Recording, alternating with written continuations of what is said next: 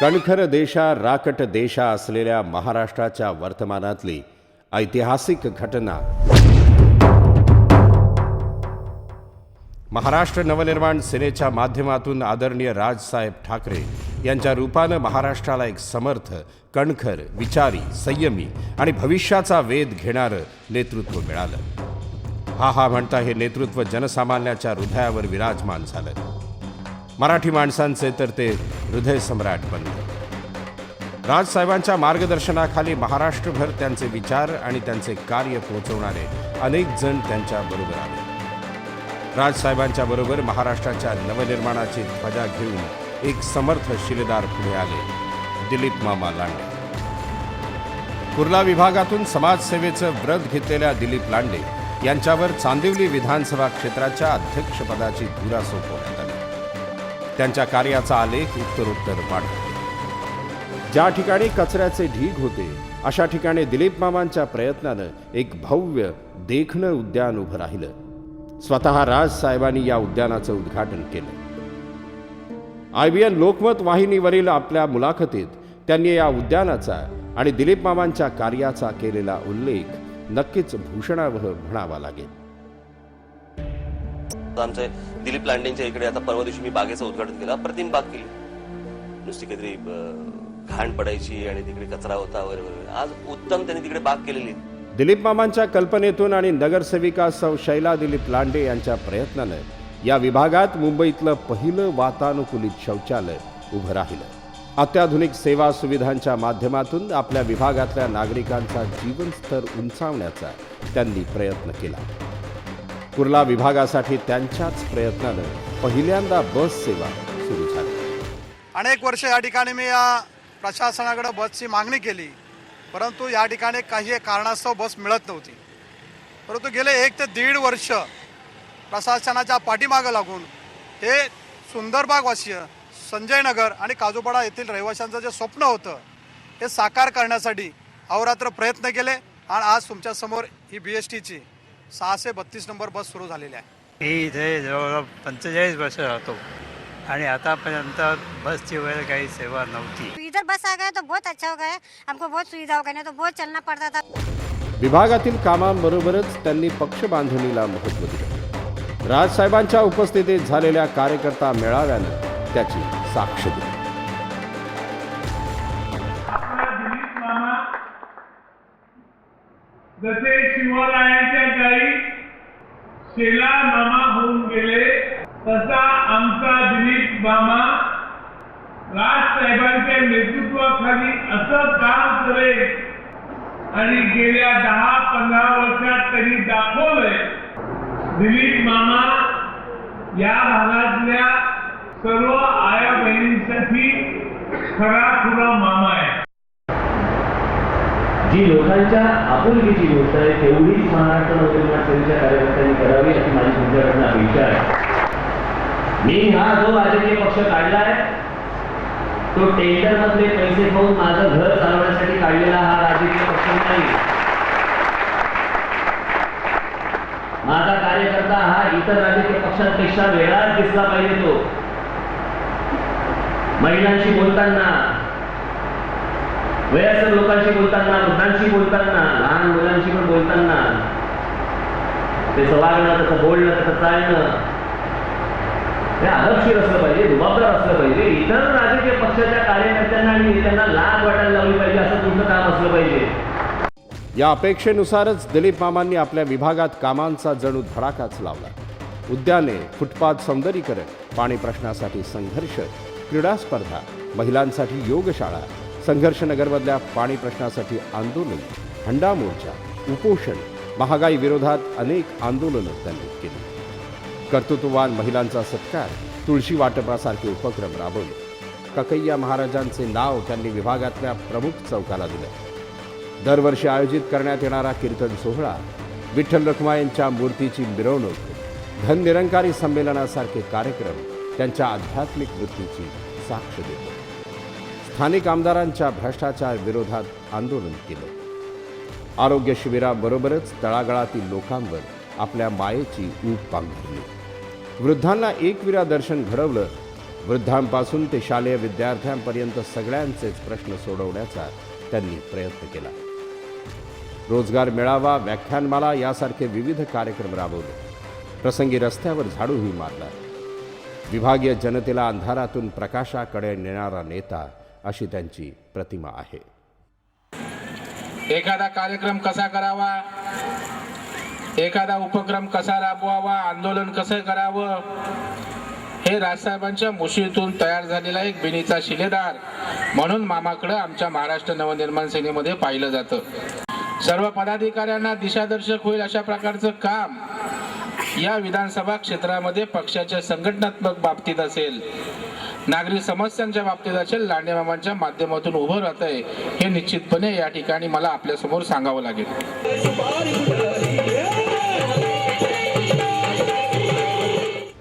विभागातल्या जनतेच्या आरोग्याच्या प्रश्नांना त्यांनी प्राधान्य दिले. विविध उपक्रमांबरोबरच प्रसंगी प्रशासनाशी संघर्षही केला.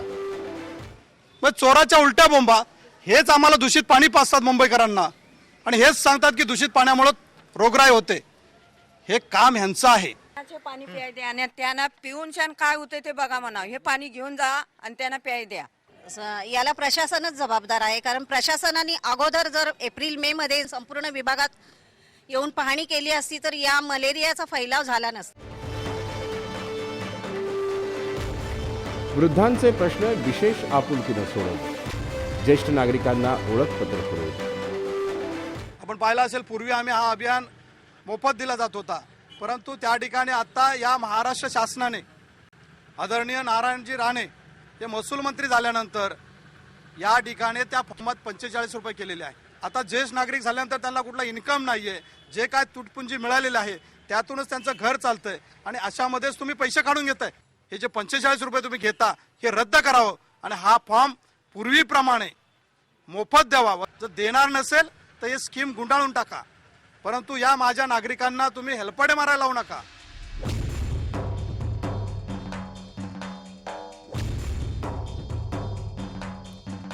तरुणांचा उत्साह वाढवणारे अनेक कार्यक्रम हे दिलीप मामांच्या कामाचे वैशिष्ट्य ठरावे. सांस्कृतिक विकासासाठी मराठी चित्रपट महोत्सवासारखा एक आगळा वेगळा उपक्रम त्यांनी राबवला. आज मोफत हा चित्रपट आम्ही दाखवतो येथे लांडे साहेबांच्या उपस्थितीत. त्यांनी सगळं जे मॅनेज ज्या पद्धतीने केलं आहे तर त्याच्या मागचा दृष्टिकोन तोच आहे ना की सध्या फुकट आहे ना, पाहून घ्या, तुम्हालाही कळू देत मराठी चित्रपट कुठल्या दर्जाचे होत चाललेत. दिलीप मामांच्या या प्रयत्नाला राजसाहेब आणि शर्मिला वहिनींनी नेहमीच प्रोत्साहन दिले. दिलीप मामा त्यांच्या कुटुंबाचे एक भाग बनून गेले. विभागातल्या सर्व आबालवृद्धांची जवळीक साधणारे मामा आता जगदंबेचा आशीर्वाद घेऊन महानगरपालिका निवडणुकीत चांदिवली विभागात मनसेचं नेतृत्व करत आहेत. गेले अनेक वर्ष सामाजिक राजकीय क्षेत्रातून तुमच्यासमोर कार्य करत आहे. आदरणीय राजसाहेबांच्या मार्गदर्शनाखाली, त्यांच्या आशीर्वादाने, तुमच्या सर्वांच्या सहकार्याने गेल्या अनेक वर्षामध्ये नागरिक सुविधा, सामाजिक, धार्मिक जे कार्य केलेले आहेत ते तुमच्यासमोर आहेतच. आणि ही कामं करत असताना तुमच्या सर्वांचं सहकार्य, तुमच्या सर्वांचा आशीर्वाद आणि कार्यकर्त्यांची मेहनत यातूनच हे यशस्वीपणे कामं ह्या संपूर्ण विभागात झालेल्या आहेत. आणि म्हणून जर प्रभाग क्रमांक 154मध्ये अतिसुंदर असं उद्यान, AC शौचालय, आदरणीय सावित्रीबाई फुले खास महिलांसाठी योगशाळा, जी आपण व्यायामशाळा बनवलेली आहे, ही व्यायामशाळा, बेस बसेसची सुविधा, आजपर्यंत या विभागात झोपडपट्टीमध्ये बेसची सुविधा मिळाली नव्हती, ही बेस सुविधा, पाण्याचा प्रश्न, अशा अनेक सुविधा जर या प्रभाग क्रमांक 154मध्ये सोडवल्या जातात. या ठिकाणी मनसेचा नगरसेवक असल्यामुळं या ठिकाणी हे काम संपूर्ण तुमच्यासमोर झालेलं आहे.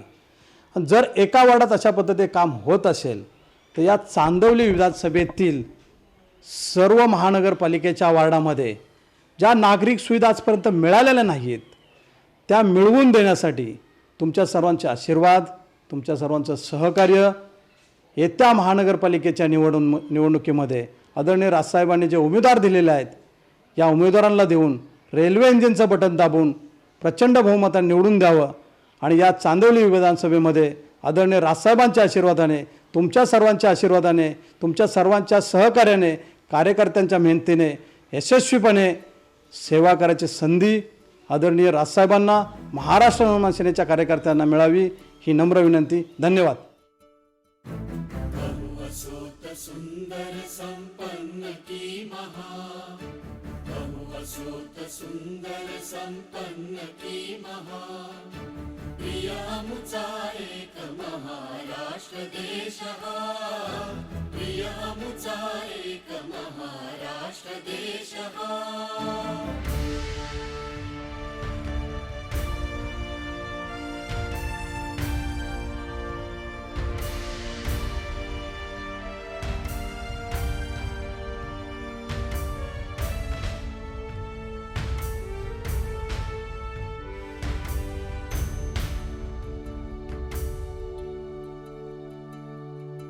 वैभव संपन्न भाग्यशाली देशः हतभागी नेतृत्वे बुडविला पहा.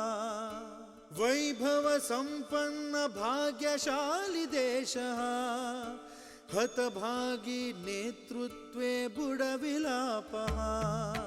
नच आता अन्यायाने मुठ तुम्ही सहा, ठाम आता अपुल्या ह्या वचनास रहा. नवयुग निर्माण करू व्रत असे महा.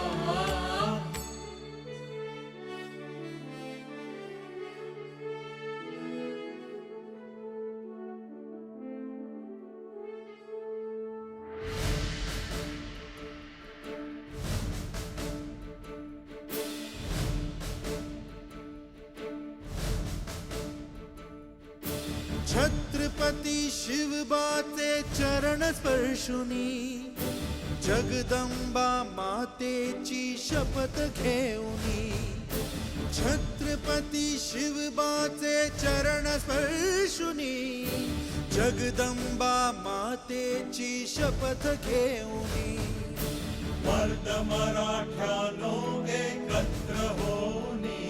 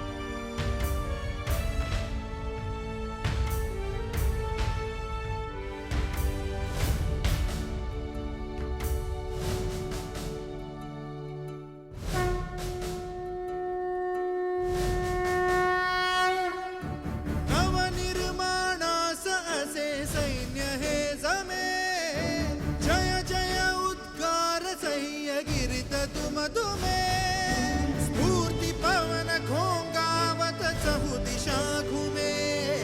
सागर लाटांवरही तेज चमचमे.